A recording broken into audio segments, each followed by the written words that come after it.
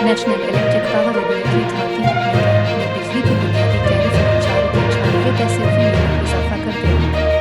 एलामिया के मुताबिक बिजली के बुनियादी टैरिफ में इजाफे से फी यूनिट बुनियादी टैरिफ 30 रुपये 69 पैसे हो जाएगा। एलामिया में कहा गया है कि बिजली की बुनियादी टैरिफ का तयन साल 24/2023 के लिए किया गया है। इससे पहले बिजली का बुनियादी टैरिफ 24 रुपये 82 पैसे था। नेपरा के मुताबिक बिजली का बुनियादी टैरिफ बढ़ने की वजह रुपये की कदर में कमी है।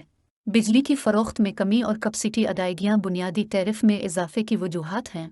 नेपरा ने बताया कि बिजली की तकसीमकार कंपनियों के रेवेन्यू का तखमीना 3281 अरब रुपये मुतवक्के है। बिजली के बुनियादी टैरिफ में इजाफे के मुतालिक नेपरा ने अपना फैसला वफाकी हुकूमत को भिजवा दिया। दूसरी जानिब हुकूमत की जानिब से बुनियादी टैरिफ में इजाफे के बाद बिजली का एक यूनिट औसतन 50 रुपये से तजावुज़ करने का खदशा है। इस वक्त मुल्क भर के लिए बिजली का बुनियादी टैरिफ 24 रुपये 82 पैसे है।